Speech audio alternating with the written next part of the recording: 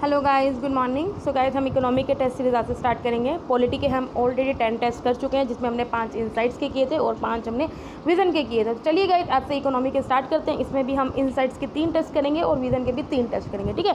तो चलिए first question के साथ स्टार्ट करते हैं। सिर्फ ग्रीन टिक पे ध्यान देना, भलाई लाल वाले पे बिल्कुल मत देखना, ठीक है।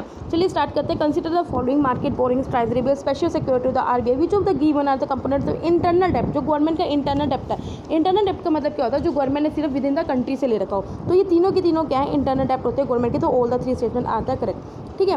Which of the following does not fall under the category of capital receipt. Capital receipt क्या होता है, देखो 2 तरह के होते हैं रिसिप्ट, एक रेवेन्यू रिसिप्ट होते हैं, एक कैपिटल रिसिप्ट होते हैं, ठीक है। कैपिटल रिसिप्ट में क्या होता है, वन टाइम क्या अगर कोई भी गवर्नमेंट ले रही है, ठीक है, जैसे इसमें डिसइन्वेस्टमेंट हो गया, प्राइवेटाइजेशन हो गया, या फिर कहीं से वो बोरिंग्स ले रही है, ठीक है, वो सारे के सारे होते हैं कैपिटल रिसिप्ट्स में। जबकि रेवेन्यू रिसिप्ट्स में क्या होते हैं, जो आपकी टैक्स या नॉन टैक्स इनकम होती है, या फिर जो आप इंटरेस्ट पे करते रहते हो, ठीक है, जो इंटरेस्ट पे करना होता है लोन्स पे जो आपने ले रखे हैं, वो तो आपके हर वक्त जाते रहते हैं, ठीक है। तो रेवेन्यू रिसिप्ट्स क्या होते हैं, जो आपके दिन प्रतिदिन जाते रहते हैं। कैपिटल रिसिप्ट्स में क्या होता है, जो मेनली वन टाइम आपके पास पैसा आ जाता है, ठीक है। तो स्टार्ट करते हैं। Boring bye the government from the reserve bank. तो अगर वो आरबीआई से बोरिंग ले रही है तो इसका मतलब वो कैपिटल रिसिप्ट का पार्ट है, तो ये बात बिल्कुल सही है। Loan receive from the foreign government and the international organisation. अगर आपने फॉरेन गवर्नमेंट या किसी इंटरनेशनल ऑर्गेनाइजेशन से लोन लिया तो वो भी कैपिटल रिसिप्ट का पार्ट है। Interest and dividend on the investment made by the government. देखो जो इंटरेस्ट जो आप पे करोगे, जो गवर्नमेंट इंटरेस्ट दे करेगी, तो उसको तो हर मंथ करना पड़ेगा या हर साल, जिस तरह भी होगा, ठीक है। तो वो तो क्या है, वो रेवेन्यू रिसिप्ट का पार्ट होगा, ये कैपिटल रिसिप्ट का नहीं होगा। Deposit in the post office saving account, ये भी क्या है, ये एक लायबिलिटीज है, ठीक है। तो ये कैपिटल रिसिप्ट का पार्ट है, ठीक है। तो कौन सी कैटेगरी के नहीं आता, तो third statement is the only right answer. आगे बढ़ते हैं। Consider the following statement about the fiscal tax. देखो फिस्कल टैक्स क्या होता है, जब भी क्या होता है लाइक प्रोग्रेसिव टैक्सेशन की वजह से क्या होता है, इसमें देखो मैं बताती हूँ आपको। Fiscal tax is a temper on the economic cause by the lack of spending और द एक्सेसिव टैक्सेशन। ये बात बिल्कुल सही है। It is the consequence of the expending economy with progressive taxation. दोनों की दोनों बात क्या है, बिल्कुल सही है, ठीक है। अगर आपने इसको अच्छे से पढ़ना है ना, तो आप एक काम करना, मेरी ये मैं आपको टेलीग्राम ग्रुप में ये भेज दूंगी, आप इससे अच्छे से क्या कर सकते हो, रीड कर सकते हो। Which of the following indicators taken into account while calculating the multi dimensional poverty. आपको पता होना चाहिए जो मल्टी डायमेंशनल पॉवर्टी इंडेक्स है, वो OPHI that is the Oxford poverty वाला, और ये UNDP क्या होती है, रिलीज़ करती है। जरा देख लेते हैं इसमें मेनली जो 3 ब्रॉड इंडिकेटर होते हैं उस पर करते हैं, जैसे एजुकेशन, हेल्थ और लाइफ स्टैंडर्ड पे करती है। जरा आप देख लेते हैं। ईयर्स ऑफ स्कूलिंग ईयर्स बिल्कुल काउंट करती है, ESETs भी काउंट करती है, चाइल्ड मोर्टेलिटी भी करती है, सैनिटेशन, इलेक्ट्रिसिटी, पाँचों के पाँचों इंडिकेटर क्या करती है, रिलीज करती है। तो ऑल स्टेटमेंट क्या करेक्ट है। Which of the following could be the possible implication of the government including a revenue deficit. देखो रेवेन्यू डेफिसिट क्या होता है, revenue deficit is equal to revenue receives minus revenue expenditure, ठीक है। Government is dissaving and the using saving of the other sector economy, बिल्कुल बात सही है। Higher physical deficit of the government, yes, ठीक है। ऑफकोर्स अगर रेवेन्यू डेफिसिट कब ज़्यादा होगा, जब हायर फिजिकल डेफिसिट होगा, ठीक है। Government borrowing will also be use for the consumption requirement, ये बात बिल्कुल सही है, ठीक है। तो तीनों के तीनों स्टेटमेंट क्या है, बिल्कुल करेक्ट है। आगे बढ़ते हैं। With reference to the reserve deposit ratio. देखो गाइस, रिजर्व डिपॉजिट रेशो क्या होता है, जो बैंक्स का जो कैश है इसका मतलब वो बढ़ रहा है, ठीक है। अगर उसका कैश बढ़ रहा है तो इसका मतलब उनकी रिजर्व डिपॉजिट रेशो बढ़ रही है, और अगर घट रही है तो उसका मतलब बैंक्स का जो कैश है वो घट रहा है। उसी तरह करेंसी डिपॉजिट रेशो होता है, वो होता है कि जो आम जनता के पास क्या है, करेंसी अगर ज़्यादा है तो इसका मतलब करेंसी डिपॉजिट रेशो बढ़ रही है, अगर कम है तो वो कम होती है, ठीक है। Consider the following statement. Cash reserve ratio is the fraction of banks total demand and time deposit that must be kept with the RBI only in the cash. ये बात बिल्कुल सही है। जो कैश रिजर्व रेशो होता है वो fraction होता है NDTL का, ठीक है। और ये हमें क्या रखते हैं, सिर्फ आरबीआई से हम कैश फॉर्म में रखते हैं। Statutory liquidity requires the bank to maintain a given fraction of the total time and demand deposit in the form of specified liquidity. देखो कैश रिजर्व रेशो को हम सिर्फ कैश फॉर्म में रखते हैं, जबकि SLR को हम गोल्ड के रूप में भी रख सकते हैं, ठीक है, सिक्योरिटीज के रूप में भी रखते हैं। तो दोनों स्टेटमेंट क्या बिल्कुल सही है। Higher reserve deposit ratio infuses liquidity in the market. नहीं, एक बात बताओ ना, जब बैंक पे ज़्यादा से ज़्यादा पैसा आता रहेगा तो मार्केट में तो पैसा कम रहेगा ना, इसका मतलब क्योंकि बैंक के पास ज़्यादा आ रहा है, ठीक है। तो इसका मतलब जा नहीं कम रहा, उसका रिजर्व डिपॉजिट रेशो ज़्यादा बढ़ रहा है, तो इस वजह से ये स्टेटमेंट गलत होगी, बल्कि उल्टा होएगा, ठीक है। तो फर्स्ट स्टेटमेंट क्या है, सेकंड स्टेटमेंट बिल्कुल सही है। आगे बढ़ते, कंसीडर द फॉलोइंग पेयर। आपने देखना विच of the following pair correct में। डिमांड डिपॉजिट, सेविंग डिपॉजिट और करंट अकाउंट पे ये बात बिल्कुल सही है। डिमांड डिपॉजिट का मतलब ये होता है जब भी आपको जरूरत हो वो आपकी डिमांड पे वो दे दे, ठीक है। जैसे आपका सेविंग अकाउंट में पैसे हैं या करंट अकाउंट में पैसे तो आपको दे देंगे। टाइम डिपॉजिट तो मेनली RD और FD होती है, बात बिल्कुल सही है। लीगल टेंडर्स नो चेक्स नहीं होते। फियाट मनी करेंसी नोट, ये बात बिल्कुल सही। तो फियाट मनी लीगल टेंडर एक ही बात होती है, मतलब कि वो मनी जो RBI के द्वारा क्या की गई है कि हाँ ये लीगल है, ठीक है, और आप क्या है इसको एक्सेप्ट कर सकते हो, ठीक है। तो जैसे करेंसी कोड्स और 9 ये कॉइन्स ये कहीं भी हमारे यूज़ हो सकते हैं, ठीक है। तो first second and fourth statement क्या है, बिल्कुल सही है। आगे बढ़ते हैं, which of the following are not included in the personal disposable income or earned by the household. देखो गाइस, ये पर्सनल डिस्पोजेबल इनकम का आपको देखो फॉर्मूला दे रखा है, तो इसमें क्या इंक्लूड नहीं होता, अनडिस्ट्रीब्यूटेड प्रॉफिट्स ये होते हैं भाई, कॉर्पोरेट टैक्स भी होते हैं, ट्रांसफर पेमेंट मेड बाय ये नहीं होता कभी भी, इनकम टैक्स ये भी होता है, ठीक है। तो first, second and fourth answer the correct statement. आगे बढ़ते हैं, which of the following types of the health care facilities have been identified in the implementation of Lakshya program which was recently seen in the. देखो Lakshya programme इसलिए था कि जहाँ पे labour quality rooms हैं, हम उनके रूम्स की क्वालिटी अच्छी कर सके, मतलब जहाँ पे वुमेन की डिलीवरी होती है, ठीक है, लेबर रूम्स होते हैं, उनकी क्वालिटी अच्छी कर सके। तो ये कहाँ पे हुआ था, government colleges and hospital, yes बिल्कुल बात, district hospital and equivalent health service, yes बिल्कुल बात सही है, designated private hospital in desert and hill. एक बात बताओ, प्राइवेट हॉस्पिटल में गवर्नमेंट क्यों करेगी, ठीक है। फर्स्ट एंड सेकंड स्टेटमेंट क्या है, बिल्कुल सही है। आगे बात करते हैं, according to the theory of purchasing power parity, consider the following statement. Triple B compare the economic productivity and standard of living between the countries. बिल्कुल सही है। If the country has higher inflation than another, its exchange rate could be appreciating। नहीं, जरूरी नहीं है भाई, ठीक है। तो फर्स्ट स्टेटमेंट क्या है, बिल्कुल सही है। कंसिडर द फॉलोइंग स्टेटमेंट, आपको बताना है which of the following are the main items, revenue expenditure, ठीक है। इंटरेस्ट पेमेंट ऑन डेप्ट, यस आप इंटरेस्ट बार बार पे करते रहते हो तो रेवेन्यू एक्सपेंडिचर है। Grants given to the state government, ठीक है, ये बात बिल्कुल सही है। सैलरीज, ये सैलरीज भी आपकी हर मंथ जाती है, सब्सिडीज भी आप हर एक स्कीम पे देते रहते हो, पेंशन भी आपकी हर, तो ये सारी की सारी रेवेन्यू एक्सपेंडिचर में आती है। तो all the 5 statement are the correct. Which of the following contribute the Indian gross national, आपको पता होना चाहिए, एक जीडीपी होती है, एक जीएनपी होती है। ग्रोस डोमेस्टिक प्रोडक्ट में हम क्या करते हैं, जो हमारी विद इन द टेरिटरी जो हमारी इनकम हो रखी है उससे काउंट करते हैं, लेकिन ग्रोस नेशनल प्रोडक्ट में हम करते हैं जो सिर्फ इंडियन रेजिडेंट्स के द्वारा क्या करी हुई है इनकम होती है, उससे हम क्या बोलते हैं, gross national product. Income of ambassador of other countries in India, नहीं ये काउंट नहीं होगी, वो उनकी उसमें होगी। Women working at the home, देखो ये तो कभी भी नहीं होएगा। Income of Indian citizen working abroad, ये बात बिल्कुल सही है, जो इंडिया के सिटीजन अब्रोड में काम कर रहे हैं तो उनकी जो इनकम है वो ग्रोस नेशनल प्रोडक्ट में ऐड होगी, लेकिन जीडीपी में वो काउंट नहीं होगी, ठीक है। तो ओनली थर्ड स्टेटमेंट क्या है, बिल्कुल सही है। Identify the operation based by the following description. This operation is conducted by the Delhi police. Under this operation, trafficking and the kidnapped person is rescued by the anti-human trafficking unit. Rescued children are counseled and the given requires medical attention. देखो ये Delhi police के द्वारा जो operation किया गया था उसका नाम ऑपरेशन मिलाप था। इसके अंदर जो भी बच्चों की ट्रैफिकिंग हो रही थी, किडनैपिंग हो रही थी, उसे क्या किया था हमने एक्सपोज किया था, ठीक है। तो ऑपरेशन मिलाप इसका सही आंसर है। आगे बढ़ते हैं, एक सेकेंड, क्वेश्चन तो पीछे ही रह गया, नहीं sorry. Consider the following statement. Capital goods are any tangible goods used by one business to produce goods or services as an input for other business, बिल्कुल बात सही है। Consumer good is any good purchased for the consumption and not used for the production of another consumer, ये बात बिल्कुल सही है। Consumer good हम सिर्फ अपने consumption के लिए लेते हैं। Durable consumer goods have a lifespan of the more than 3 years and the non durable have a lifespan of less than 3 years, बात बिल्कुल सही है। जो ड्यूरेबल गुड्स होती हैं, जो उनकी लाइफ स्पैन होता है वो 3 साल से ज़्यादा होता है, जबकि नॉन ड्यूरेबल की 3 साल से कम होती है। तो तीनों की तीनों स्टेटमेंट क्या है, बिल्कुल सही है। आगे बढ़ते हैं, which of the following increase the money multiplier, मतलब इकोनॉमी में क्या मनी मल्टीप्लायर बढ़ाएगा। देखो इंक्रीज इन द सीआरआर, देखो अगर आपने कैश रिजर्व रेशो बढ़ा दी तो इसका मतलब तो है कि बैंक्स को आरबीआई के पास और ज़्यादा पैसा रखना पड़ेगा, तो इसके पास तो हमारा मनी उल्टा कम होएगा ना। इंक्रीज इन द एसआर, ये भी सेम रीज़न, तो हमारा मनी कम होगा। Decrease in the bank rate, ये बात हो सकता है, अगर आपने बैंक रेट घटा दी तो क्या है, जो बैंक है वो आरबीआई से ज़्यादा क्या रहेंगे, मनी ले सकते हैं, ठीक है। तो इसमें क्या आएगा, जो बैंक के पास जो मनी है वो बढ़ेगा, ठीक है। तो सिर्फ decrease in the bank rate से क्या हमारी इकोनॉमी में मनी मल्टीप्लायर होता है। तो ओनली थर्ड स्टेटमेंट क्या है, बिल्कुल सही है। आगे बढ़ते हैं, which of the following statement is incorrect, देखो इनकरेक्टली बात हो जाए, it if the interest goes up it is likely that the demand of money goes, ये बात बिल्कुल सही है। अगर आप कुछ सोचो, अगर बैंक का इंटरेस्ट रेट बढ़ गया तो आपकी जो मनी की डिमांड है वो कम होगी, ज़्यादा होगी, कम होगी ना। आप 5% इंटरेस्ट में मनी लेना ज़्यादा बेहतर करोगे एट कम्पेयर टू 8% इंटरेस्ट, ठीक है। Selling of a bond by the RBI to private individual or institution is likely to reduce the money supply, ठीक है, ये बात भी बिल्कुल सही है। A high fiscal deficit is accompanied by the higher demand and the greater output and not necessary by the input, ये बात बिल्कुल सही है। तीनों की तीनों स्टेटमेंट क्या बिल्कुल सही है। तो इनकरेक्ट कोई भी नहीं है, तो none of the above is the correct answer. देखो कौन सा स्टेट है जिसने फर्स्ट स्टेट बनी है इंडिया में to have a state water policy, देखो पता होना चाहिए, स्टेट वाटर पॉलिसी मेघालय में शुरू हुई है, ठीक है।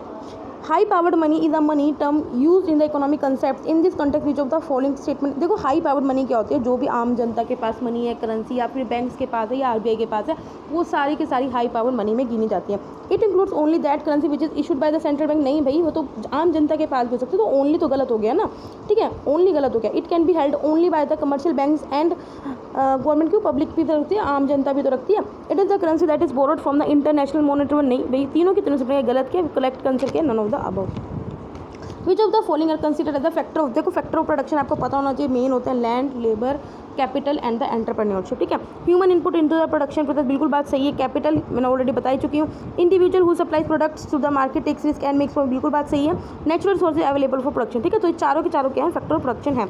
आगे बढ़ते, consider the following statement, depreciation refers to the decrease in the price of domestic currency in terms of the foreign currency under the floating exchange rate, बात बिल्कुल सही है। Devaluation refers to the decrease in the price of domestic currency under the pegged exchange rate through official action. Depreciation correspond to the increase in the exchange, देखो depreciation होएगा तो हमारा exchange rate क्या होएगा, ज़्यादा होगा एज कम्पेयर टू दूसरी country, ठीक है। तो ये तीनों की तीनों स्टेटमेंट क्या है, बिल्कुल बात सही है, ठीक है। देखो डेप्रिसिएशन किस वजह से होता है, आपकी वियर एंड टीयर की वजह से होता है। डिवैल्यूएशन किस वजह से होता है कि अगर आपका मतलब कि बाहर ही कुछ वैल्यू की मनी बढ़ गई है तो हमारी करेंसी क्या है, उसकी वैल्यू कम हो जाएगी। तो तीनों की तीनों स्टेटमेंट क्या बिल्कुल सही है। With reference to the Bretton Woods conference held in the 1944, consider the following, it result in the creation of IMF world wide, बिल्कुल बात सही है। A system of the fix exchange rate was establish, दोनों की दोनों statement क्या है बिल्कुल सही है। 1945 में IMF और वर्ल्ड बैंक दोनों का एस्टेब्लिश हुआ था after this conference. Consider the following state of fiscal deficit, it is the budgetary deficit plus the net borings of the government, बिल्कुल बात सही है। Fiscal deficit indicate the total boring requirements of the government from all the years, दोनों की दोनों statement क्या बिल्कुल सही है। Consider the following statement, BOP record the transaction in the goods, services and assets between the residents of a country with the rest of, yes बिल्कुल बात सही है। The increase in the official reserve is called the overall balance of the payment deficit, देखो ये देखिए, दो first statement बिल्कुल सही है, दो दूसरी स्टेटमेंट गलत है। तो डिक्रीज अगर होगा ऑफिशियल रिजर्व में, उस called the overall balance of the payment deficit. The BOP deficit or the surplus is obtained after adding the currency and capital account balance.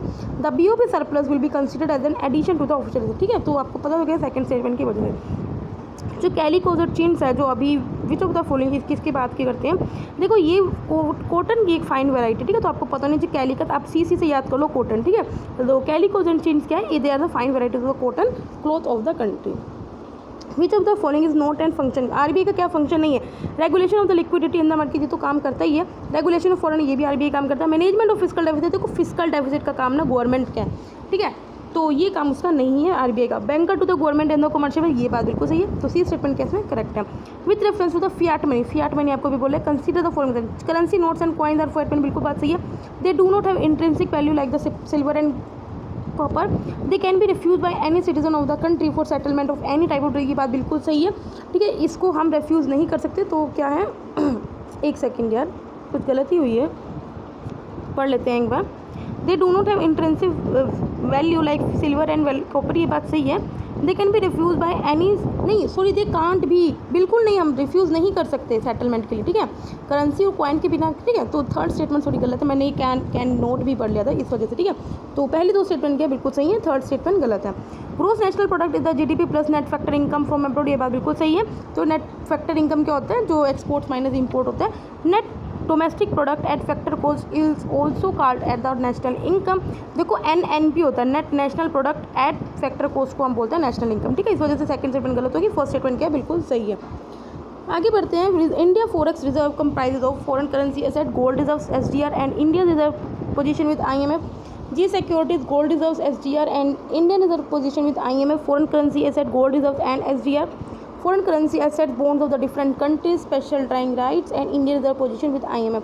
देखो इसका बी क्या है, बिल्कुल सही ऑप्शन है। ये अगर आपने मेरी PT 365 इकोनॉमी की मैगजीन पढ़ी होगी तो उसमें ये स्पेशली आया भी था कि फॉरेक्स रिजर्व में क्या क्या होता है, तब मैंने आपको वहाँ भी बताया था कि बहुत इंपॉर्टेंट है। तो चलिए आगे क्वेश्चन पे बढ़ते हैं। Consider the following statement, Tarkunde Gandhi committee, Dinesh Goswami committee, Indrajit Gupta committee, कौन सी कमेटी जो इलेक्टोरल रिफॉर्म से रिलेटेड है, तो ये तीनों की तीनों कमेटी क्या है, इलेक्टोरल रिफॉर्म से रिलेटेड है। आगे बढ़ते हैं। Which of the following factor is are responsible for informalisation of the labour force, informalisation of labour force से बात करिए। Pressures to cut down to cut cost of production, rigid labour laws, yes, demand supply imbalance of labour, ये क्या सारा informalisation है। तो तीनों की तीनों स्टेटमेंट क्या है, बिल्कुल सही है। Which of the following statement is are correct about the capitalist, देखो कैपिटलिस्ट इकोनॉमी की बात होती है, मतलब कि जहाँ पे जो वेल्थ है उस पर ज़्यादा फोकस किया जाता है as compare to welfare. The goods are produce based on the purchasing power of an individual, ये बिल्कुल बात सही है। तो production of the goods and the services is based on the supply and demand in the general market, की बात बिल्कुल सही है। US, Singapore and China are example of capital, नहीं देखो चाइना तो बिल्कुल भी नहीं है कैपिटल इकोनॉमी, ठीक है। तो फर्स्ट स्टेटमेंट क्या है, बिल्कुल सही है, ठीक है। Which of the following program aim and improving the food and nutrition state of the poor, तो आपको पता होगा PDS, यस बिल्कुल बात सही है। मिड डे मील स्कीम भी है, इंटीग्रेटेड चाइल्ड डेवलपमेंट स्कीम भी सारी की सारी हमने क्या कर रखी है, इसलिए तो कर रखी है। तो ऑल द 3 स्टेटमेंट क्या है, बिल्कुल सही है। Which of the following is correct about the plan B. Plan B देखो नाम से पता चल रहा होगा B. It is an initiative launch by the Indian railway. देखो ये बात बिल्कुल सही है, इंडियन रेलवेज के द्वारा ये इनिशिएट किया गया था। It is an amplifying system to imitate the buzz of the honey bees to keep the wild elephant away from the. ये बात बिल्कुल सही है, क्योंकि क्या है एलिफेंट्स क्या है वो ट्रैक पे आते रहते हैं, जिस वजह से एलिफेंट्स की मृत्यु हो जाती है। तो इस वजह से ये प्लान बी स्टार्ट किया, जिसमें क्या जो हनी बीज हैं उनको क्या किया जाएगा, एनिमल्स के मतलब कि एलिफेंट्स के पास रखा जाएगा, जिससे जो एलिफेंट्स क्या हट जाए पहले। The plan has brought down the number of casualties. ये बात बिल्कुल सही है। तो तीनों के तीनों स्टेटमेंट क्या बिल्कुल सही है। Which of the following statement are correct about the RBI. RBI in India was established immediately after the adoption of Indian constitution. नहीं भी आरबीआई जो 1934 में हुआ था, तो हमने उसको 1949 में नेशनलाइज किया था। It is the custodian of the foreign exchange reserve of country. ये बात बिल्कुल सही है। Bank rates of OMO are the instrument through which the central bank controls और मनी सप्लाई। ये बात बिल्कुल सही है। तो इसमें जो सेकंड एंड थर्ड स्टेटमेंट क्या है वो बिल्कुल सही है, फर्स्ट गलत है। Consider the following statement: an asset is a resource with economic value, with the expectation that it will provide a future benefit. ये बात बिल्कुल सही है। An asset of a bank consists of reserve with the central bank and the loans हो सकता है। Deposit of the people in the banks is the liability। ये बात बिल्कुल सही। जो भी आपके पीपल के जो डिपॉजिट होते हैं बैंक में, वो बैंक की लिएबिलिटी होती है, मतलब कि उन्हें उनकी डिमांड पे देना होगा। ठीक है, तो तीनों की तीनों स्टेटमेंट क्या बिल्कुल सही हैं। आगे बढ़ते हैं। Consider the following statement: bonds are the paper bearing the promise of future system of monetary returns over a certain period of। ये बात बिल्कुल सही है। They are issued by the both government and firms। ये firms भी तो करती है, कॉर्पोरेट बॉन्ड्स इशू करती हैं। ठीक है, ये सब करती हैं। An increase in the interest rate leads to the decrease in the bond price and the vice versa। देखो मैं आपको बताती हूँ, इंक्रीज ये गलत है। देखो मैं आपको सिंपल बताती हूँ, जो बॉन्ड यील्ड होती है वो किसके इक्वल होती है, interest rate upon the bond value price. ठीक है, तो अगर इंक्रीज होता है इंटरेस्ट रेट, तो जो हमारा बॉन्ड प्राइस है उसकी वैल्यू क्या होती है, डिक्रीज होती है। ठीक है, तो इस वजह से क्या है, ये थर्ड स्टेटमेंट गलत होगी। तो only first and second statement गलत सही है। With reference with the spike missile recently seen in the news, consider the following statement. ये तो आपकी करंट से रिलेटेड है, अगर आपने पढ़ा होगा। It is an indigenous missile developed by the DRDO। नहीं भी, ये इजराइल कंपनी ने बनाई है। It have the automatic self guidance system. ये बात बिल्कुल सही है। It can be place in both mountain and plain. Yes, second and third statement क्या बिल्कुल सही है। In an economy head count ratio. देखो हेड काउंट रेशियो हम पावर्टी का मेजरमेंट करते हैं। अनएम्प्लॉयमेंट नो, पावर्टी है। पावर्टी इसका बिल्कुल सही है, लिटरेसी और माल न्यूट्रिशन नहीं है। Consider the following statement regarding the substitutes and the complementary. देखो कॉम्प्लीमेंट्री और सब्स्टिट्यूट गुड्स में क्या होता है, कॉम्प्लीमेंट्री गुड्स वो होती हैं जिन्हें हम टुगेदर कंज्यूम करते हैं। लाइक अगर आप टी एड शुगर, अगर शुगर की कॉस्ट बढ़ेगी, कहीं ना कहीं आपकी जो टी की डिमांड है वो घटेगी। सब्स्टिट्यूट गुड्स क्या होते हैं, जिन्हें हम कंज्यूम इकट्ठे नहीं करते, मतलब कि जैसे अगर टी महंगी होगी तो आप कॉफ़ी पी लोगे। ठीक है, इसका मतलब अगर प्राइस टी का बढ़ेगा तो पीपल की जो डिमांड है वो कहाँ बढ़ेगी, कॉफ़ी पे जाएगी, और कॉफ़ी की डिमांड क्या बढ़ेगी। ठीक है, तो ये कुछ एग्जांपल है। Demand for a good moves in opposite direction for the price of complementary good. ये बात बिल्कुल सही है। Demand of a good usually moves in the direction of the price of subsidy. ये बात बिल्कुल सही। दोनों की दोनों स्टेटमेंट क्या बिल्कुल सही है। Which of the following goods of the constitutes a growth investment, machines tools and implements. Yes, buildings and office spaces roads and bridges. ठीक है, तो ये सब इन्वेस्टमेंट में, तो तीनों की तीनों स्टेटमेंट क्या सही है। Which among the following is include in why calculating the GDP through expenditure method. अगर हम एक्सपेंडिचर मेथड के थ्रू GDP यूज़ कर रहे हैं तो हम कैसे करते हैं। देखो अभी जो इंडिया में मेनली जो GDP हम कैलकुलेट करते हैं वो इनकम मेथड से करते हैं। पहले हम प्रोडक्ट मेथड से करते थे, लेकिन वो हमने आई थिंक 1997 में ही बंद कर दिया था। उसके बाद से हम क्या करते हैं, इनकम मेथड से कैलकुलेट करते हैं। चलो हम देख लेते हैं इसमें क्या क्या होता है। Final consumption expenditure on the goods and services produce by firm. ये भी ऐड होता है। Final investment expenditure incurred by the firm on capital good. ये भी ऐड होता है। Expenditure by the government on final goods and services. Yes, export revenues in by the firms by selling it's goods and service abroad. तो चारों के चारों statement बिल्कुल सही है। बाकी आपको पूरा अच्छे से पढ़ना है तो मैं PDF टेलीग्राम ग्रुप पे भेज दूँगी, आप वहाँ से पढ़ सकते हो। Which of the following statement is are correct about the Kharchi festival. It is the popular West Bengal. नहीं भाई, ये त्रिपुरा का है। The festival is associated with the indigenous tribal deities and has been influenced by the Brahmanical Hindu. Second statement बिल्कुल सही है। तो only second statement क्या बिल्कुल सही है। Consider the following statement of the depreciation. Depreciation की बात कर रहे हैं। देखो हम, it refers to the portion of the capital goods which goes in the maintenance and replacement of existing good due to the wear and tear. Yes, wear and tear की वजह से डेप्रिशिएट होती है। It takes into account unexpected and the sudden destruction को through the natural capital. नहीं, इसे हम नहीं करते। To obtain the gross investment in an economy, depreciation is subtracted from the net investment. No, ठीक है, तो इसमें क्या ओनली फर्स्ट स्टेटमेंट क्या है बिल्कुल सही है। ठीक है, आगे क्वेश्चन पे बढ़ते हैं। Consider the following statement with reference to the relative and the absolute poverty. ठीक है, एब्सोल्यूट पॉवर्टी में हम मेनली देखो क्या करते हैं कि जिस बंदे के पास बेसिक नीड्स भी नहीं है। रिलेटिव पॉवर्टी में हम क्या करते हैं, मेनली इनइक्वालिटीज़ को मेजर करते हैं। ठीक है। तो relative poverty is defined as the condition under which one can not afford the minimum provision needed to maintain health and working.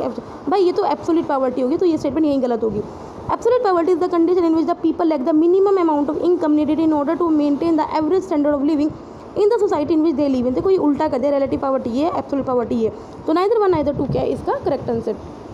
In the context of economic sterilization by RBI refers to the, देखो sterilization क्या process होती है, by which RBI takes away money from the banking system to neutralize the fresh money that enter the system. ठीक है, कैसे करती है, government securities को बेच के RBI suck out the liquidity from the market and has sterilize the economy against the adverse external shock. जिसमें पढ़ते हैं operation by RBI to neutralize effects of excess inflow of the foreign investment in economy. तो ये भी यही statement बिल्कुल सही है, आगे आप पढ़ लेना, ये सारी के सारे दोनों स्टेटमेंट गलत ही होंगे। आगे बढ़ते हैं, consider the following statement about the labour force participating rate. Labour force participating rate की बात कर रहे हैं। It is obtain by dividing the number of person in the labour force with total population. Yes बिल्कुल बात सही है। The labour force participation rate for women is significantly lower than that of the mails in both rural and urban area. देखो ये आपको पता होगा, of course जो वुमेन्स हैं वो कहीं ना कहीं क्या है, लो हैं लेबर की फोर्स में as compare to males in both rural. दोनों स्टेटमेंट क्या हैं, बिल्कुल सही हैं। Which of the following is are गिवन गुड। देखो गिवन गुड्स वो गुड्स होते हैं जिनके प्राइस बढ़ने के बाद भी डिमांड बढ़ती है। मतलब नॉर्मली क्या होती है, जनरल क्या होता है, as per the law of demand, अगर प्राइस बढ़ता है तो डिमांड हमारी कम होती है एंड वाइस वर्सा होता है। लेकिन गिवन गुड्स में क्या होता है, इसमें उल्टा होता है। अगर डिमांड ऑफ गिवन गुड्स क्या होती है, इंक्रीज होती है with an increase in their price. ठीक है, तो पढ़ लेते हैं। The demand of given good decrease with an increase in their price, नहीं। The demand of given goods increase with an increase in their price, ये बात बिल्कुल सही है। The demand of given good does not change with the change in price, no. The demand of given goods increase with the decrease in the, no. ठीक है, तो इसमें second statement क्या है, बिल्कुल सही है। ठीक है गाइस, थोड़ा ना पीछे डिस्टर्बेंस हो रही है, कंस्ट्रक्शन हो रही है, मैं कहीं भी बैठ जाऊँ ना एक बहुत तंग करेगी, तो थोड़ा सा झेल लेना प्लीज़। ठीक है, which among the following are the possible implication of fiscal deficit. Fiscal deficit की क्या वजह होती है, it retards the growth of economy. Of course अब यार हमारे ऊपर अगर आप खुद सोचो, अगर आपके घर में इतना कर्ज चढ़ा हुआ है, घाटा चढ़ा हुआ है, तो आपकी फ्यूचर इकोनॉमी तो ख़राब है ना। तो भाई अगर फिजिकल डेफिसिट इंडिया का बढ़ता रहेगा तो इकोनॉमी की ग्रोथ बिल्कुल जीरो हो जाएगी। High physical deficit generally leads to the wasteful and necessary and expenditure by the government. Of course physical deficit कब होएगा, मतलब कि आप बाहर से ज़्यादा बोरिंग्स ले रहे हो, और बोरिंग्स का क्या कर रहे हो, इसका मतलब अच्छे से यूज़ नहीं कर रहे हो, ज़्यादा अननेसेसरी एक्सपेंडिचर करो, तो ये बात बिल्कुल सही है। It may have inflationary pressure in the economy, ये बात बिल्कुल सही है। It may lead to the emergence of the debtor, ये बात बिल्कुल सही है। तो चारों के चारों स्टेटमेंट क्या है, बिल्कुल सही है। सेलेक्ट द क्रोए, एक सेकेंड क्वेश्चन लगता है पीछे रह गया है। हाँ, which of the following person can be classified as a worker as per Indian census. Worker किसे बोलेंगे, women working as a part time worker in a family enterprise without any wages. देखो वो वर्क करिए ना, बाकी wages लेने वाले, तो उसे हम वर्कर बोलेंगे। Women bringing woods from forest for cooking fuel for her household, नहीं बिल्कुल भी नहीं बोलेंगे। 16 year old adult working in family own tea stall, नहीं इसे भी नहीं हम बोलेंगे। 70 year old man watering the community park without any remuneration, no. ठीक है, सो ओनली इसमें वन है जो क्या है, सॉरी थर्ड भी होगा, एक सेकेंड देखो। 16 year old working in a family own tea stall, देखो ये है तो ना, एक सेकेंड देखो ऐसा है ना, जो हमारा लेबर फोर्स है हम कब से कब गिनते हैं, 14 ईयर्स के बाद से लेकर 60 ईयर। ठीक है, तो 16 ईयर वाले का काउंट होगा। ठीक है, तो फर्स्ट एंड थर्ड क्या है, इसमें सही है। ठीक है, आगे बढ़ते हैं। Consider the following statement of the UNESCO world heritage site. There are 38 world sites in the India either merge as cultural और नेचुरल। देखो 38 वर्ल्ड साइट्स हैं इंडिया में, बात बिल्कुल सही है, लेकिन उसमें 3 तरह की होती है, नेचुरल होती है, कल्चरल होती है, मिक्स्ड भी होती हैं। ठीक है, तो 2 होता है तो ये गलत होगी। Jaipur has recently been added to the UNESCO world heritage है, ये बात बिल्कुल सही है। तो ये दो सेकंड स्टेटमेंट बिल्कुल सही है। आगे बढ़ते, consider the following state the currency deposit ratio is the proportion of the total deposit commercial bank keeps at the reserve. नहीं, जो करेंसी डिपॉजिट रेशियो है तो पब्लिक आम जनता के पास रखी जाती है। Any increase in the currency deposit ratio decreases liquidity, नहीं इसका मतलब अगर इनकम लोगों के पास करेंसी ज़्यादा तो लिक्विडिटी मार्केट में ज़्यादा है तो इंक्रीज होगी। तो दोनों के दोनों स्टेटमेंट क्या है, बिल्कुल गलत है। Consider the following statement about the gross domestic product. Real GDP is the value of the GDP at the current prevailing price, नहीं भाई करंट पे नहीं करते हम, कॉन्स्टेंट प्रिवेलिंग प्राइसेस पे करते हैं। Nominal GDP is calculated in such a way that the goods and services are evaluated at some constant, नहीं करंट प्राइस पे होती है। The ratio of real GDP to nominal GDP is called GDP deflator, नहीं nominal GDP to real GDP को GDP deflator बोलते हैं। तो तीनों के तीनों स्टेटमेंट के गलत है। ठीक है, sum which of the following best describes the GDP, sum of the total of the value goods and services created within the geographical boundary of the country, बिल्कुल बात सही है। ठीक है, sum total of the value of goods and services created by the national, देखो nationals नहीं होगा, देखो नेशनल आगे ना, ये गलत हो गया। ठीक है, अगर कोई और भी अब्रॉड का बंदा इंडिया में काम करे तो उसकी इनकम को भी हम जीडीपी में ऐड करते हैं, तो इस वजह से सेकंड स्टेटमेंट गलत है। ठीक है, बाकी आप देख लेना, पढ़ने का कोई फ़ायदा नहीं है। National youth corps recently senior related to which of the following. जो नेशनल यूथ कोर्प्स जो है वो किससे रिलेटेड है? नेहरू युवा केंद्र संगठन के द्वारा, ठीक है। ये स्कीम है किसके द्वारा? Department of youth affairs, implemented through Nehru Yuva Kendra Sangathan. National youth volunteers are engage under the scheme national youth corp initially for a period of 1 year.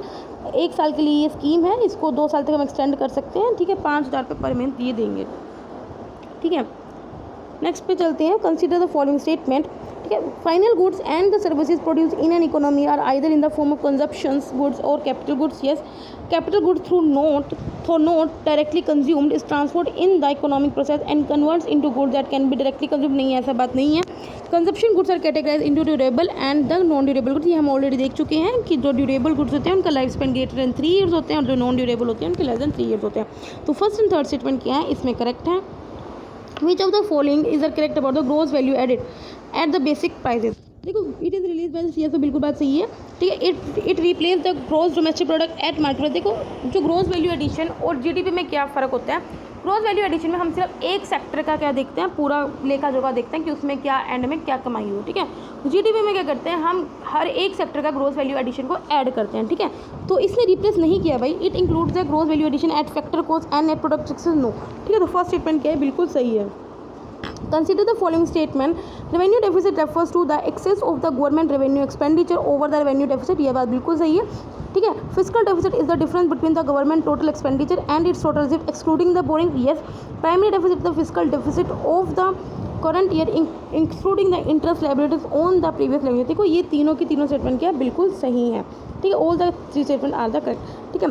GAFA tax imposed on the digital giants like Amazon, Apple, Google and Facebook किस country के? भाई ये France ने क्या किया है, introduce किया हुआ है, तो फ्रांस इसका करेक्ट आंसर है।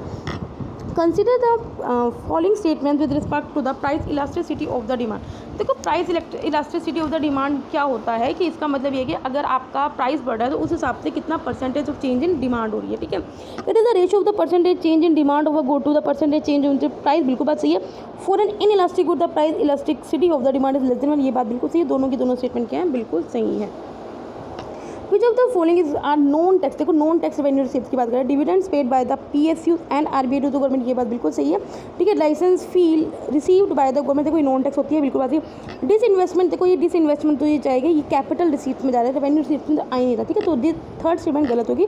फर्स्ट एंड सेकंड क्या है, बिल्कुल सही है। Which of the following can be sources of the human capital formation?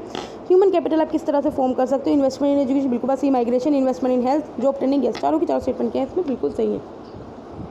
Which among the following employment are part of the unorganized sector in India? Unorganised sector में कौन काम होते हैं? देखो, अनऑर्गेनाइज सेक्टर वो लोग होते हैं जिस सेक्टर में लेस देन 10 वर्कर्स के काम कर रहे होते हैं, ठीक है। Sweeper working in PWD department on contract पे, देखो वो कॉन्ट्रैक्ट बेसिस पे काम करना है, इस वजह से वो अनऑर्गेनाइज सेक्टर हो गया, ठीक है। ये बात बिल्कुल सही है। House hold industry with 8 employees, yes. Rickshaw puller, yes. Domestic servant, yes. तो चारों की चारों स्टेटमेंट क्या है इसमें, अनऑर्गेनाइज सेक्टर में काउंट होंगे। विच of the following corrected is for the review recently seen in the news? देखो, ये कार्बोनेशियस नियर अर्थ एस्ट्रॉइड है, ठीक है, ये आपको पता होगा। Which of the following measures can lead to the reduction? Physical deficit को हम किस तरह रिड्यूस कर सकते हैं? Decreasing the tax revenue. भाई एक बात बताओ, अगर आप टैक्स रेवेन्यू को कम कर दोगे तो आपका तो और बढ़ेगा, इंक्रीज करना है तो गलत होगी। रिड्यूसिंग द वेलफेयर एक्सपेंडिचर, हाँ, अगर आप वेलफेयर पे एक्सपेंडिचर कम कर दो तो आप रिड्यूस कर सकते हो, सेकंड स्टेटमेंट सही है, ठीक है। शेयर ऑफ यस, अगर आप PSU बेच दोगे तो आपका डिसइन्वेस्टमेंट या प्राइवेटाइजेशन से पैसा आ जाएगा, ठीक है।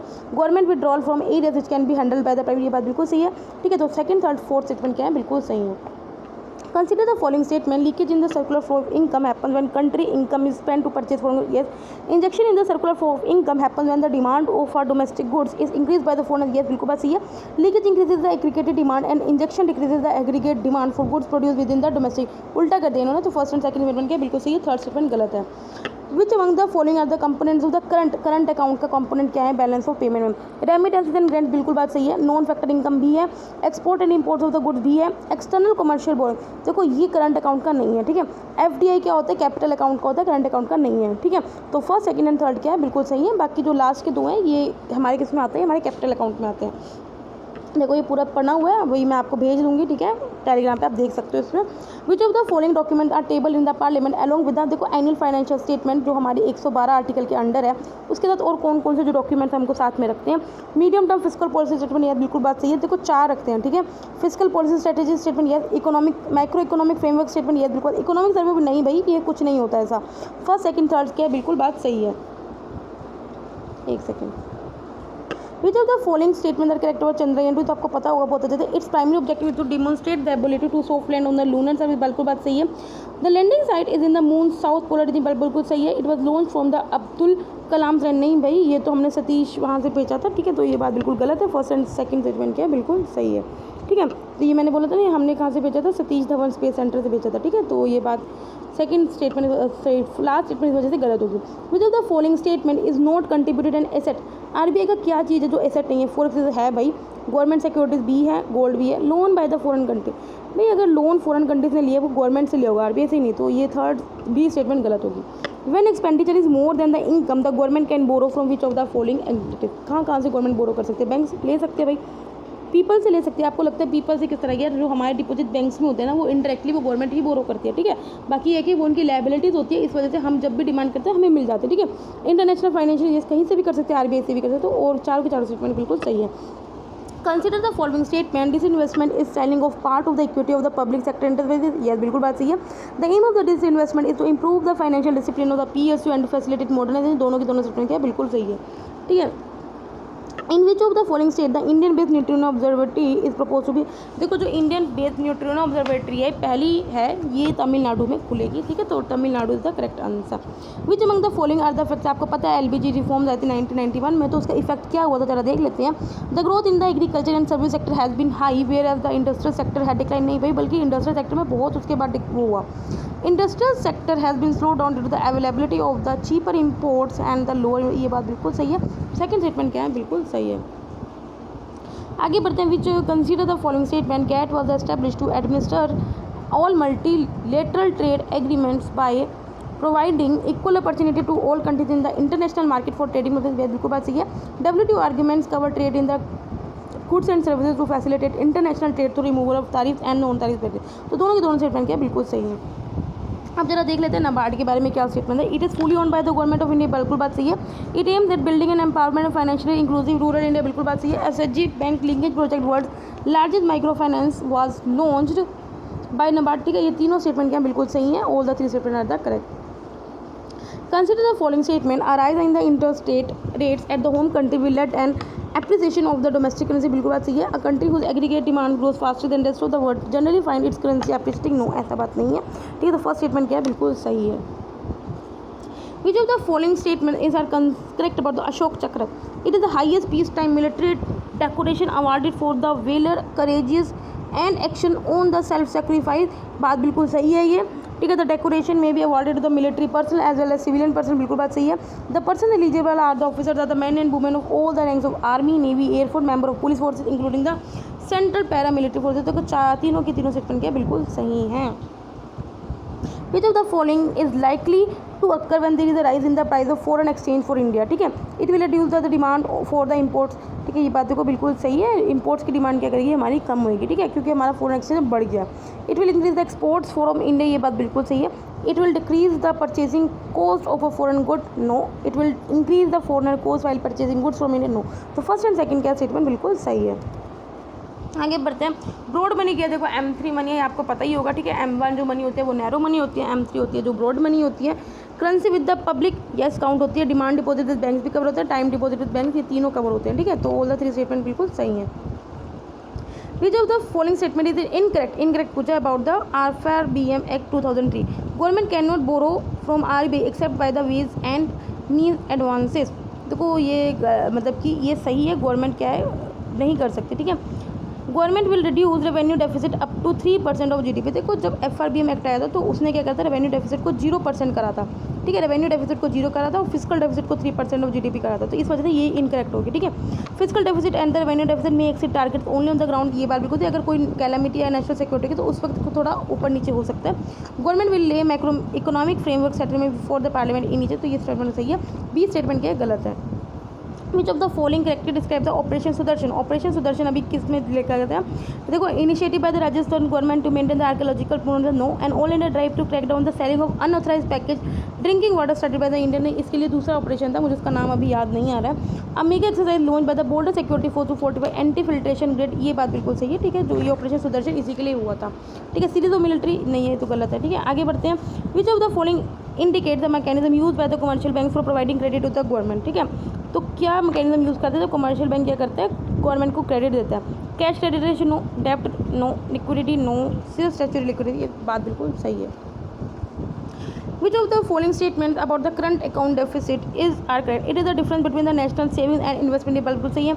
External commercial borings can reduce. देखो, एक्सटर्नल कमर्शियल जो बोरिंग्स हैं वो तो करंट अकाउंट में काउंट भी नहीं होती, तो उसको डेफिसिट को वो कैसे घटाएगी? ये तो ये है कि हम अपना एक्सपोर्ट बढ़ाएंगे तो ही घट सकता है, ठीक है। तो सेकंड इसलिए गलत है। कैपिटल अकाउंट की बात करता तो हम कर सकते थे, ठीक है। करंट अकाउंट में तो ये ऐड ही नहीं होती। Which of the following option are available to RBI to control the overall quantum of loans given to the commercial bank? Bank rate, ये बैंक रेट RBI कंट्रोल करता है, रेपो रेट भी करता है, फिक्स डिपॉजिट रेट नहीं, ये RBI नहीं control करता, ठीक है। तो फर्स्ट एंड सेकंड क्या है? बिल्कुल सही है। आगे बढ़ते हैं। फिक्स डिपॉजिट रेट का जैसे आपकी FD पे क्या रेट मिलेगा तो वो बैंक्स अपने आप डिसाइड करते हैं, रिस्पेक्टिव बैंक, ठीक है। Changes in the technology and changes in the preferences of the major reason for the occurrence in which of the following. देखो, अगर टेक्नोलॉजी में चेंज होता है ना, उस वजह से स्ट्रक्चर अनएम्प्लॉयमेंट आता है। साइक्लिक अनएम्प्लॉयमेंट कब आता है? सीजन की वजह से आता है, जब बिजनेस अप डाउन हो रहा है। फ्रिक्शनल अनएम्प्लॉयमेंट आपको पता है ये कब आता है? जब आप एक जॉब से दूसरी जॉब में क्या करते हो? चेंज होता है। सीजनल एम्प्लॉयमेंट भी किस वजह से आता है? जब सीजन हो रहा है तो उस वजह से, ठीक है। तो ये आपको पता होना चाहिए कितने टाइप की अनएम्प्लॉयमेंट होती है, पढ़ लेना अभी तक अगर आपने नहीं पढ़ा। Which of the following reforms constituted in economic reforms programme introduce in 1991। Industrial sector reform, ये बात बिल्कुल सही है। हमने 1991 में जो LPG पॉलिसी लेके आए थे उसमें हमने किसके रिफॉर्म्स की बात करी थी? Public sector reform, yes. Banking sector reform में भी किए थे, एक्सटर्नल सेक्टर, चारों के चारों में हमने क्या किया था? रिफॉर्म किए थे। तो all the four statements are correct. M sand and the bajri recently seen in the news. देखो, बजरी नाम से पता चल रहा होगा कोई सैंड से रिलेटेड चीज़ है, तो ये बात है। It is the types of the stand on which the Rajasthani government is formulating a policy, ठीक है। तो ये बात बिल्कुल सही है, बाकी तीनों स्टेटमेंट पढ़ने का कोई फायदा नहीं है। Consider the following statement about the 5 year plan. आपको पता है पहले जो प्लानिंग कमीशन होता था वो 5 ईयर प्लान के फॉर्मुलेट करता, तो उनके बारे में क्या चीज़ें सही है जरा देख लेते हैं। The 5th 5 year plan 1974 to 1979 introduce the direct poverty alleviation programme, yes बिल्कुल बात सही है। 6th 5 year plan marked the shift in the pattern of the industrialisation from heavy industry to infrastructure, yes बिल्कुल बात सही है। The 7th 5 year plan saw the emergence of the outward looking, ये बात बिल्कुल सही। आपको पता है 1991 में जब LPG पॉलिसी शुरू हुई थी उससे पहले हमने क्या आउटवर्ड लुकिंग स्ट्रेटेजी, मतलब कि इम्पोर्ट्स को परमिशन देनी स्टार्ट कर दी थी, रिसीव हाई प्रायोरिटी, ठीक है। There was a 2 year plan holiday between the 1990 to 1992। नहीं भाई, कोई प्लान हॉलीडे नहीं थी, तो first second third and fourth आता है करेक्ट स्टेटमेंट। एक सेकंड, मैंने कुछ गलत कर दिया लगता है। हाँ भी हॉलीडे थी, सॉरी है भाई, इसको थोड़ा सेट कर लेना, कभी कभी हो जाता है, ठीक है। तो ऑल द 4 स्टेटमेंट क्या है? बिल्कुल सही है। Which of the following veg can help in achieving the inclusive growth of an economy, ठीक है। इंक्लूसिव ग्रोथ की बात करें, higher employment growth rate, yes. अगर आप इंक्लूसिव ग्रोथ रखोगे मतलब कि हर एक ग्रास रूट इकोनॉमी तक आप फाइनेंस को पहुंचाओगे, पैसा पहुंचाओगे, ठीक है, तो आप क्या क्या अचीव कर सकते हो? हाइयर एम्प्लॉयमेंट ग्रोथ, बिल्कुल बात सही है। जेंडर डिस्क्रिमिनेशन को रिड्यूस करते, बिल्कुल बात सही है। High level of income equality, नहीं इनकम इक्वालिटी बल्कि कम होगी। इंक्रीजिंग रूरल अर्बन का नहीं, वो डिक्रीज होएगा, ठीक है। तो फर्स्ट सेकंड स्टेटमेंट क्या बिल्कुल सही है। Since the economic reforms of the 1991, the service sector has been leading the economic growth in India. Which of the following activities constitute the service sector in India? Service sector को कौन कौन contribute करता है? Trade करता है, बिल्कुल बात सही है। फाइनेंसिंग करता है, नहीं। कंस्ट्रक्शन नहीं करता भाई, कंस्ट्रक्शन मैन्युफैक्चरिंग सेक्टर करता है। रियल एस्टेट करता है, एग्रीकल्चर लेबर तो भाई प्राइमरी सेक्टर को करता है। फर्स्ट सेकंड एंड फोर्थ क्या है? बिल्कुल करेक्ट स्टेटमेंट है। Which of the following statement about the special rank rights, इधर कहते हैं स्पेशल रैंक राइट्स क्या होता है? IMF में आपके रिजर्व होते हैं, तो आपको पता होना चाहिए। SGR can be exchange for the national currency, ये बात बिल्कुल सही, आप उसको एक्सचेंज कर सकते हो। SGR is the claim on IMF, no claim नहीं है भाई। SGR value is the based on weighted average of the IMF member का एवरेजेस, नहीं ऐसा बात नहीं है। तो करेक्ट आंसर क्या? ओनली 1। आगे बढ़ते हैं। In the context of the health system in India which of the following are included within the primary health care में आप क्या क्या इंक्लूड करते हो? Education and the controlling basic health problem, yes. Polio manages, yes. Promotion of mental health, yes. Supply of water, yes. Promotion of maternal health, yes. Promotion of essential health, ये सभी की सभी प्राइमरी हेल्थ केयर में क्या होते हैं, include होते हैं। तो all the statement are correct. आगे बढ़ते हैं। With reference to the one nation one ration card scheme consider the following statement. अगर आप मेरे डेली करंट अफेयर्स या मंथली करंट अफेयर्स कुछ भी पढ़ते थे तो one nation one ration card scheme को हम बहुत बार पढ़ चुके हैं। It will allow interportability and the intraportability of food security benefit, बिल्कुल बात सही है ये, ठीक है। The scheme aids migrant to access PDS across the nation from any PDS shop of their own, बिल्कुल बात सही है।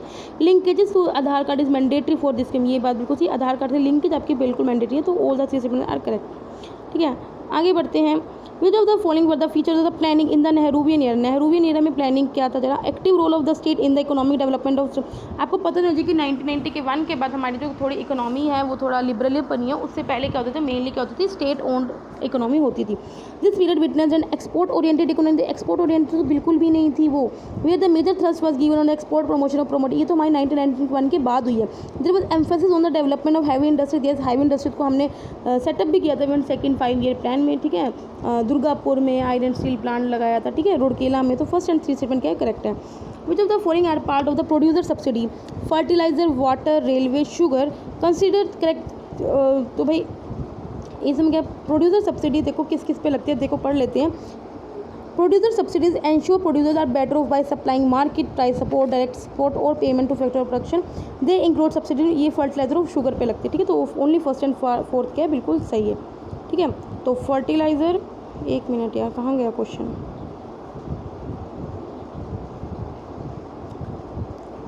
हाँ ये देखो, फर्टिलाइजर पे लगता है, शुगर पे लगता है, वाटर और रेलवेज पे नहीं लगता, ठीक है। तो सब्सिडीज आपको पता होगी। Which of the following goods belong to the category of capital, देखो कैपिटल गुड्स क्या होते हैं जिसको आपने आगे कंज्यूम नहीं करना। Computer use by a business for years, बिल्कुल पता है। Engine of a car, no. Steel sheets to be use in making auto, देखो तो ऑटोमेटिकली आपको दिख रहा है कि आगे यूज़ होना है तो नहीं होएगा। ट्रक यूज टू कर आयरन और, यस। तो फर्स्ट एंड फोर्थ स्टेटमेंट क्या बिल्कुल सही है। Arrange the following sector of the economy in the increasing order of their contribution in the GDP, आपको पता होना सबसे ज़्यादा सर्विसेज में है हमारा शेयर, उसके बाद हम सॉरी GDP में बोल रहे हैं, GDP में of their. Arrange the following sector of the economy in the increasing sector of the contribution, जी बिल्कुल सही है। सर्विसेज में हमारा सबसे ज़्यादा शेयर है, ठीक है, और एग्रीकल्चर में हमारा सबसे कम है, फिर इंडस्ट्री सेकंड, ठीक है।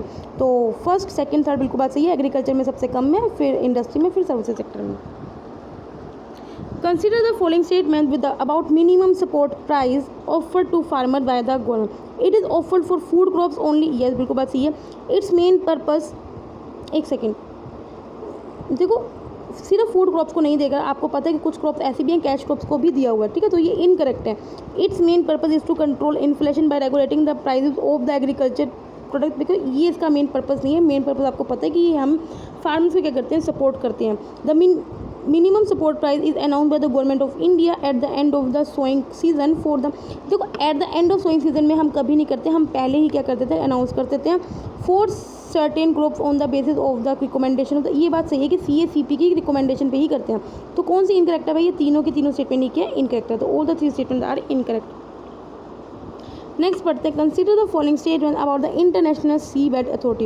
It is an autonomous NGO, नहीं ये ऑटोनोमस NGO नहीं है, ठीक है। ये एक इंटरनेशनल इंटर गवर्नमेंटल बॉडी है under the United Nation convention on law on sea, ठीक है। 1982 में इसको हमने 1994 में इसको एस्टेब्लिश किया हुआ है। It was establish to organise, regulate and control all mineral related activities beyond the limits of national jurisdiction, ये बात बिल्कुल सही है। तो सेकंड स्टेटमेंट क्या है इसमें बिल्कुल सही है। The ratio of total additional planned savings in an economy to the total additional income of the country is known as marginal propensity to save, ठीक है। तो ये यहाँ पे क्या है, ये स्टेटमेंट बिल्कुल सही है। तो गाइस यहाँ पे मैंने इकोनॉमी का फर्स्ट टेस्ट कवर कर दिया है, ठीक है। हाँ थोड़ा कहीं एक दो क्वेश्चन में कन्फ्यूज हो जाते हैं, तो इसको आप थोड़ा सा मतलब कि समझ लेना तब तक के लिए, ठीक है। मैं आपके रिवीजन के लिए करा रही हूँ, ठीक है। मतलब कि जो स्पेशली प्रीलिम 2020 में देना चाहते हैं, ये है कि वो बस एक बार रिवाइज़ कर लें तो अच्छा रहता है, ठीक है। तो बाकी मेरा और कोई इसमें पीछे एम नहीं है, ठीक है। अगर आपको अच्छा लगे तो लाइक कर देना, ठीक है। तब तक के लिए बाय बाय, टाटा।